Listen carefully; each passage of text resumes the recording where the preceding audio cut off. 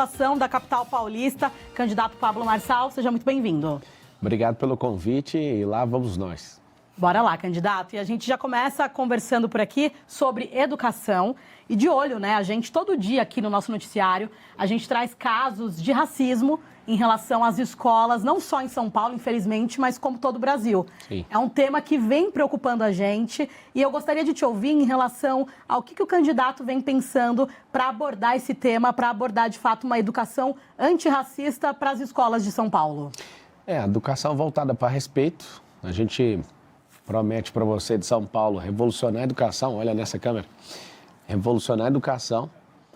Homem tem que respeitar a mulher, né? A gente vai ter duas frentes, a frente de educar na causa e a frente de educar no efeito.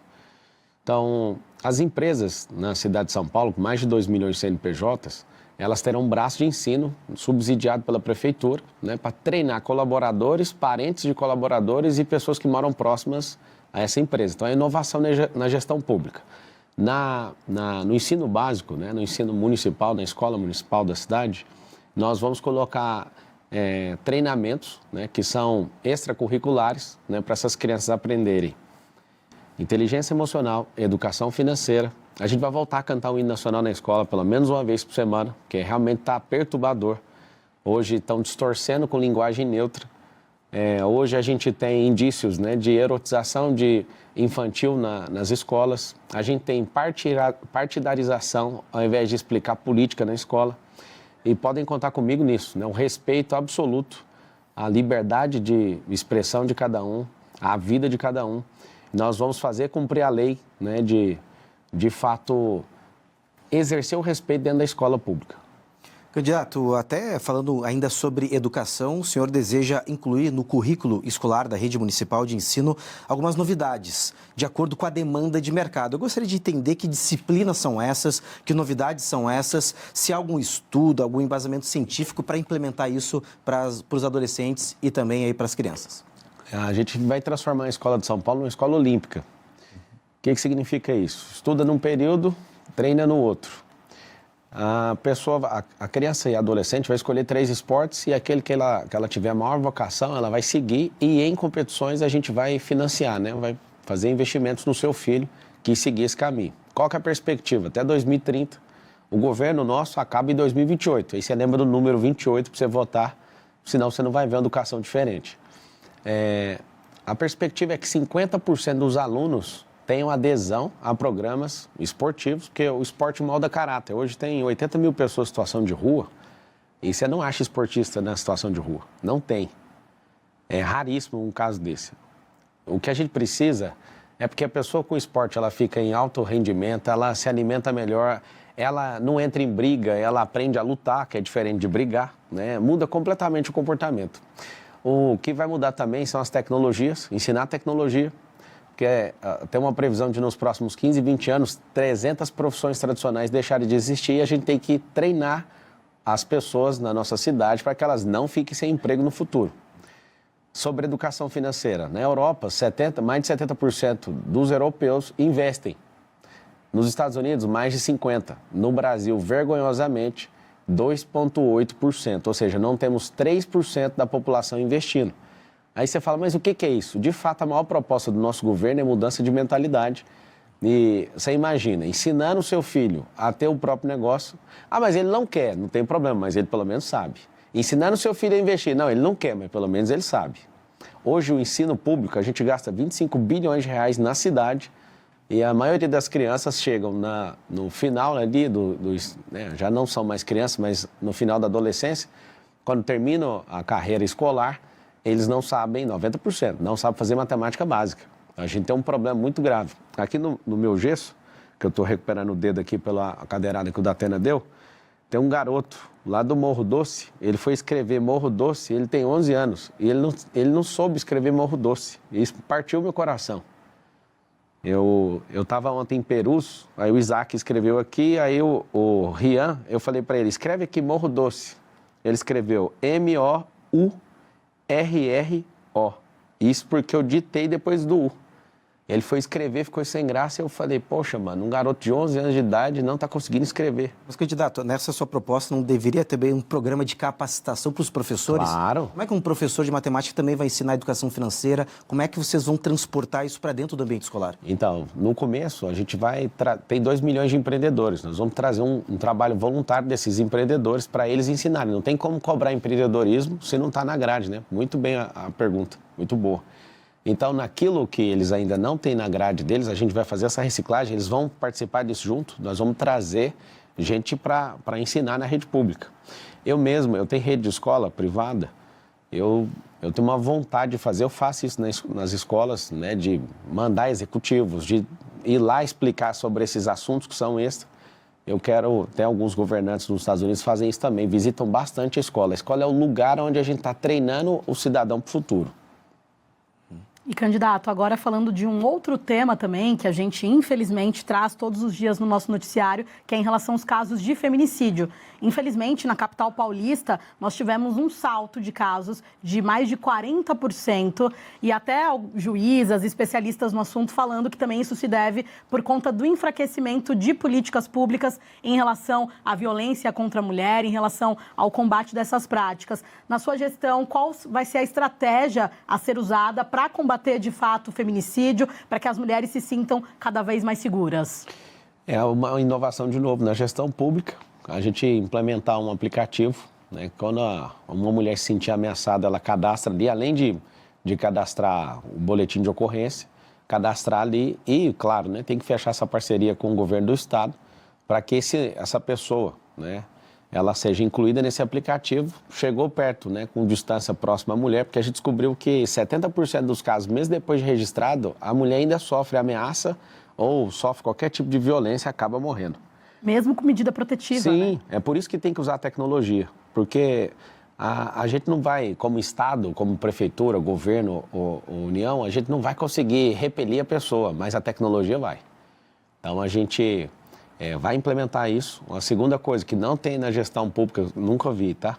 Nós vamos fazer um treinamento com todos os homens da cidade. Eu, na minha vida privada, gosto muito disso, de ensinar homens a respeitar suas mulheres, suas esposas, suas filhas. Inclusive, no meu Instagram tem um vídeo que a minha equipe resgatou de uma pescaria, está lá postado agora, eu tratando sobre isso, né? O Instagram é Pablo Marcal por SP, é meu Instagram reserva. Se você puder entrar, você vai assistir um vídeo onde eu falo disso, né? Da forma que os homens devem tratar as mulheres, tanto suas mães, como sua esposa, sua irmã, sua filha, ou seja, nós precisamos de ter esse respeito e nós vamos, inclusive, tratar desse respeito, porque isso aí é falta de civilidade. Um homem que não respeita a mulher, ele não foi treinado para ser um cidadão. E, lamentavelmente, a gente vê o crescer desse tipo de crime, porque o homem realmente não aprendeu a respeitar e nós vamos ensinar, nós vamos reciclar a mentalidade desses homens nessa cidade.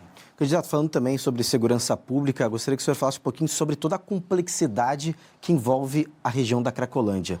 Tem ali no meio usuários que precisam de acolhimento, há traficantes, onde o crime precisa ser combatido. Gostaria de saber se o senhor tem algum plano aí para, de fato, acolher quem precisa, para combater o crime e o que fazer, de fato, com essa região que cada vez está se pulverizando em outras regiões aqui da capital. Sim, para você que está assistindo, a Secretaria de Assistência para esses assuntos tem 2,6 bilhões de destinação em reais todo ano e 1 bilhão é exclusivamente dedicado para tirar essas pessoas da situação de rua. O que está acontecendo?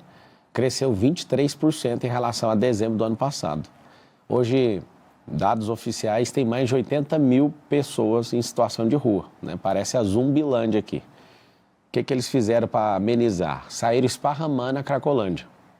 E um dos maiores problemas que tem na Cracolândia hoje é o álcool, é a Alcolândia.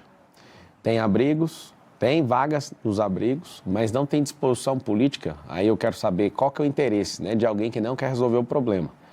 Porque primeiro a situação é de rua, depois é de abrigo e depois é de emprego. Tem uma lei aqui em São Paulo que fala sobre destinar 30% da merenda escolar vindo de agricultura familiar. E hoje não é cumprido nem 5%. Qual que é a lógica? Os empregos que as pessoas conseguem entrar rapidamente sem qualificação ou com rápida qualificação é de bares e restaurantes, porque o maior empregador de pessoas que saíram da situação de rua são bares e restaurantes e agricultura familiar. Da gente, de fato, levar essas pessoas. E o que é o empecilho? Eu, inclusive, quiser ver no meu Instagram, entra aí no Instagram, Pablo Marcal por SP, eu tenho um momento que eu vou conversar com o morador de rua para levar ele para o abrigo. Até acabo orando com ele ali e dou toda a atenção. E eu falo para ele, né, por que você está na rua? Ele fala, né, que puxou 11 anos de cadeia por homicídio. E ele está lá destruído. Eu falei para ele assim, olha, eu te perdoo como sociedade, dá para recomeçar. E, cara, é bem emocionante, sabe, o vídeo, mexeu muito comigo. Só que aí o Sabará, que já tirou 3.500 pessoas da situação de rua e foi secretário da prefeitura e do governo do estado, ele tirou dando emprego. Ele falou que o método é o seguinte, chega com um cardápio, fala, ó, o que você gostaria de trabalhar? O que você gostaria de fazer? Primeiro tem que identificar o porquê que ele foi parar lá. E ele me contou que a média para conseguir convencer uma pessoa para ir para o estágio 2 é 7 intervenções. E aí ele viu eu falando com o cara, falei, não, vou levar ele. Ele falou assim, fica tranquilo, tem gente que leva 20 intervenções, porque a média é 7. Então, você tem que continuar fazendo isso. E aí que está o detalhe. Qual que é a diferencial do nosso governo, você votando no 28? Se tem 80 mil pessoas, nós vamos levantar, porque tem dinheiro para isso. O dinheiro está sendo aplicado errado. Tem ONG chamada A Craco Resiste. A ONG foi criada para dar seringa e cachimbo e fazer com que dê a manutenção desse povo na rua. Ou seja, estão invertendo a lógica das coisas, gastando dinheiro e aumentando o povo na rua. Então virou meio que um mercado dentro do orçamento de São Paulo. O que a gente propõe? Nós vamos colocar 80 mil anjos da guarda. O que é isso? Hoje a Cracolândia é enxergada como um rebanho. Então empurra para cá, empurra para lá, você não tem nome, eu não consigo te achar. Agora com o anjo da guarda a pessoa vai ficar, né, por um período de 90 dias com essa pessoa e depois vai trocar esse anjo, mas vai ter personalização. Se eu trato com personalidade isso, com personalização, melhor dizendo, essa pessoa vai se sentir amada e vai ver que tem alguém todo dia vindo atrás dela, vindo cobrar ela, vamos mudar de vida. Agora, tratar como um rebanho, não, porque a pessoa vira as costas e ninguém sabe quem ela é mais, onde ela está. Segundo o caso que eu peguei lá e eu conversei, a pessoa é de Moçambique. E eu perguntei, o que você está fazendo aqui? Cadê sua família? Ele está em Moçambique. Ele mas eu perdi meu passaporte. Ou seja, se tiver um anjo da guarda ali, uma pessoa que vai ficar empenhada por 90 dias em cuidar, você acha que não dá para tirar o passaporte, conseguir fundos para mandar essa pessoa de volta? Não, mas esse anjo da guarda, ele vai ter que se cadastrar, passar por uma capacitação. Sim. Vai ser selecionado pela própria prefeitura. Prefeitura. Como é que vai funcionar esse monitoramento? Pode usar as ONGs, tem muita ONG querendo ajudar. Hoje, o ideal é as doações e questão de comidas fica no abrigo. Só que aí as pessoas não estão querendo ir para o abrigo, aí fica tudo na rua, né? As pessoas jogadas numa situação. Eu não vou ficar acomodado nenhum dia como prefeito dessa cidade. Eu proponho resolver isso dentro desse mandato. Tem como resolver. Não só Cracolândia, mas fila de exame, né? Que eu proponho fazer isso em 18 semanas. As filas de exame são 447 mil pessoas nessa fila. Eu falo para você que tem que ter disposição. Não pode ter companheirada, não pode ter loteamento de prefeitura. Eu chego até aqui sem gastar R$1 de dinheiro público, sem tempo de TV, e até agradeço o tempo aqui na TV, sem rádio, sem padrinho político, sem ter entregado nenhum cargo para ninguém. Não estou devendo nada a não ser para você, que é o povo. Por isso eu te peço, eleja o primeiro prefeito da história de São Paulo sem usar dinheiro público. Os 4 que estão na frente, os 5, excluindo a minha pessoa, estão gastando mais de 100 milhões de reais, ou seja, estão gastando o nosso dinheiro para ver se consegue fazer propaganda enganosa, para ver se toma seu voto, com tanto marqueteiro multimilionário no dia 6 de outubro. Vote no 28.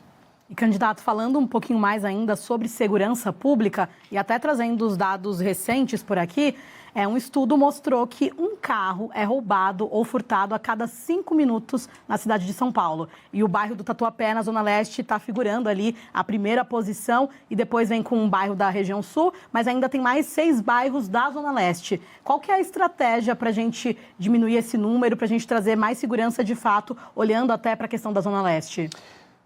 Anticrime. No nosso plano de governo, 1º de janeiro começa um jejum de crime na cidade de São Paulo. Nós vamos envolver o governo do estado e o governo federal e nós vamos para as ruas, nós vamos colocar capacidade máxima na operação delegada, que é comprar os momentos onde os policiais acabam vendendo nas folgas, vendendo para a iniciativa privada. Já tem essa operação, nós vamos fazer o possível para colocar os policiais militares, colocar os policiais civis e gente da reserva também, policiais da reserva. Para quê? Para que a sensação de segurança impere a partir de 1º de janeiro. Mas a grande novidade vai ser as câmeras, né, com análise preditiva, Qual que é a nossa intenção? Nossa intenção não é encarcerar. A nossa intenção é fazer com que o bandido olhe e fale, ó, eu vou ter 2 opções. Com os 2 milhões de empregos que nós vamos gerar, ou eu vou pegar um emprego desse, ou então vou ter que ir para outra cidade para exercer essa profissão. Não vai ter como ser do jeito que está. Como que é esse negócio das câmeras? Pra você ter uma noção, não adianta ter milhares de câmeras se elas não forem inteligentes. Se você tiver câmera inteligente, o que é uma câmera inteligente? Com análise preditiva e inteligência artificial, que já roda em vários lugares. Existe um pré-crime onde todo tipo de furto, de roubo de celular, de carro, de gente, esse roubo ele é cadastrado e aí existe um comportamento antes do crime.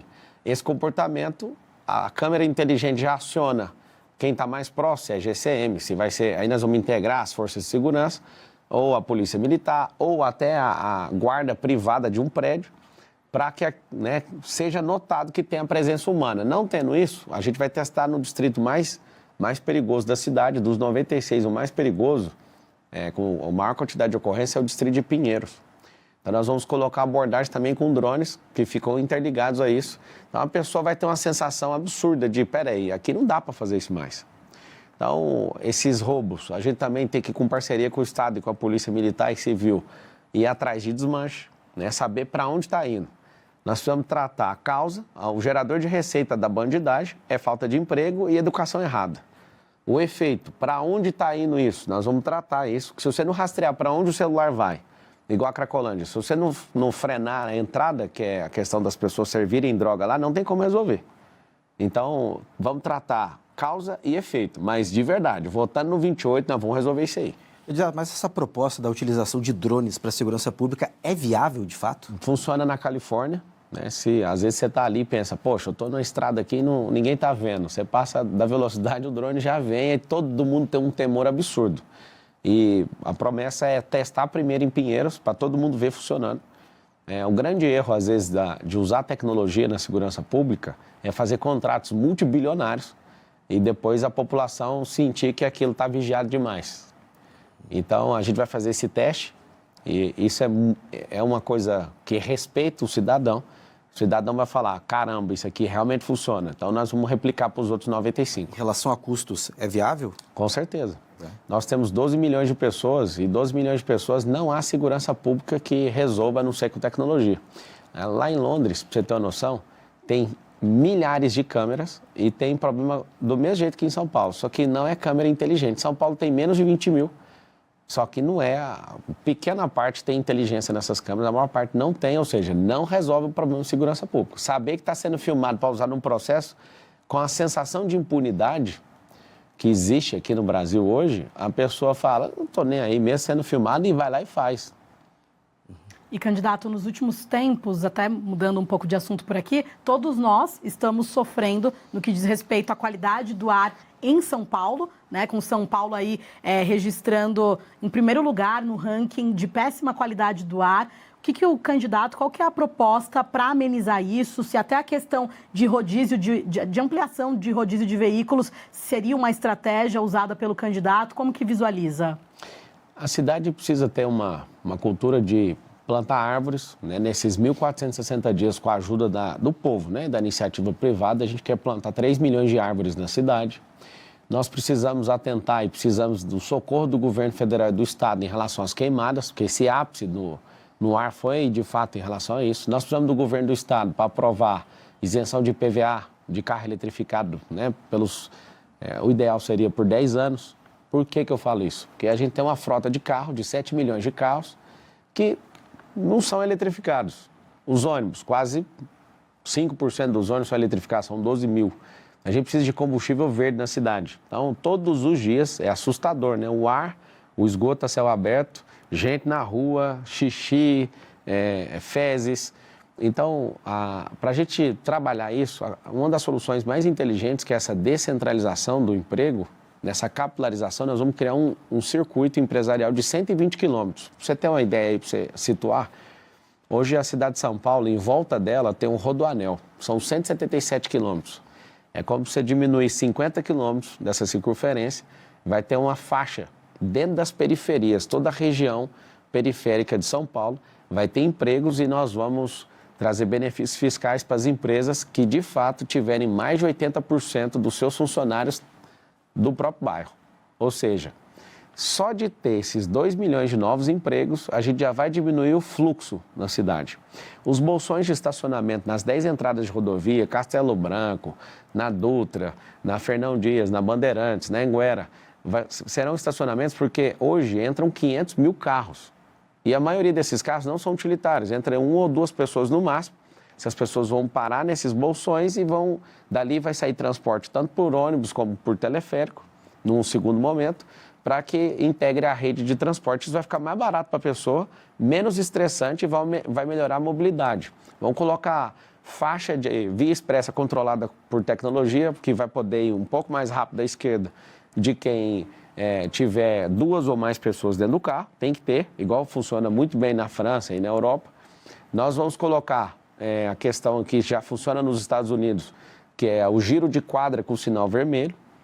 Vamos ter que passar uma educação e uma conscientização em relação a isso, porque não ensinou na escola. O povo americano respeita muito o pare aqui. A gente nem sabe que tem pare na rua. Até desculpa te interromper, que a gente está com o tempo bem apertado. A sabatina acabou correndo bastante rápida, mas vou pegando um gancho na sua resposta para te perguntar sobre aquele projeto que o senhor chegou a falar sobre a construção de teleféricos nas periferias para melhorar a mobilidade urbana, né? Principalmente para quem mora nas extremidades da capital. Esse projeto ainda está de pé? Como é que o senhor vai viabilizar? Se há algum estudo ambiental, geográfico, de infraestrutura para que consiga aplicar esses 4 anos de governo? Sim, tem em Orlando, tem em Barcelona, tem em Medellín, tem em Bogotá, tem aqui no Brasil já tem em Balneário Camboriú. O do alemão não está funcionando lá por questão de gestão, ou seja, dependendo do terreno dá para usar.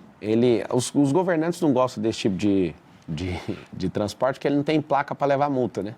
Mas ele não para nas esquinas, ele é o transporte mais seguro do mundo. A gente que tem o trânsito mais violento do país, espere o transporte mais seguro do mundo, que é elevador na horizontal. Ele vai de 18 a 22 km por hora e vai numa constância. E esse projeto é para as periferias, que elas não têm investimento do Estado. Inclusive no meu Instagram, eu postei agora há pouco, mostrando como que vai funcionar isso.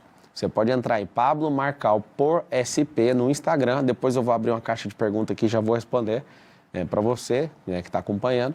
E é 100% viável, vai ser parceria público-privada. E a intenção é que as pessoas que moram nesse lugar não paguem. E a gente quer transformar as comunidades, aí está no nosso plano de governo, Comunidade Forte, a gente quer transformar essa comunidade num centro de empreendedorismo, num centro olímpico, gastronômico, hoteleiro e fazer com que a cultura de cada uma dessas quebradas sejam de fato divulgadas para que as pessoas usem. Todo mundo vai querer usar e todo mundo vai querer entrar nas comunidades para abençoar vocês.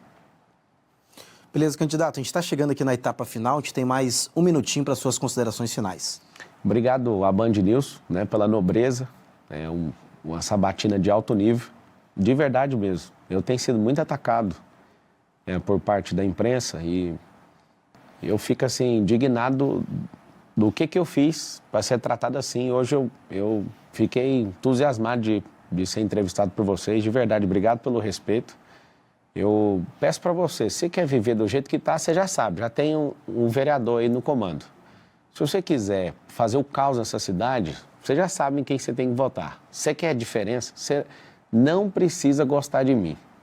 Mas eu sou o único que carrega essa cidade para o futuro. Eu tenho certeza e o único que pode fazer você prosperar. Então eu peço para você e deixo bem claro, eu não vou te decepcionar. Eu sou um servo dessa cidade e eu quero levar São Paulo de volta para o futuro e fazer a mentalidade do nosso povo mudar a ponto de, até 2050, a nossa nação ser a mais próspera da Terra. E São Paulo conseguindo, nesses próximos 4 anos, o Brasil inteiro vai copiar.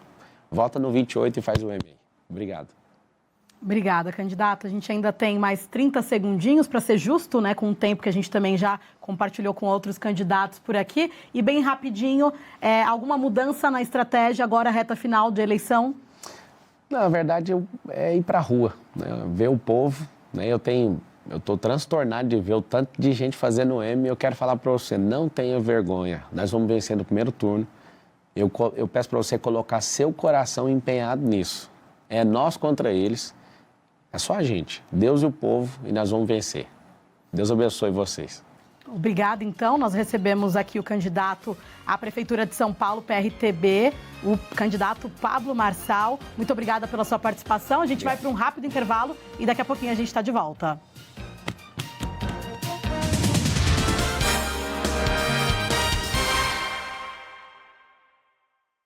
A Unidas Pesados é o segmento de locação de pesados da Unidas e conta com caminhões, maquinário agrícola, equipamentos de mineração, operação florestal, construção, intralogística e muito mais. Quer saber mais sobre esse serviço e garantir mais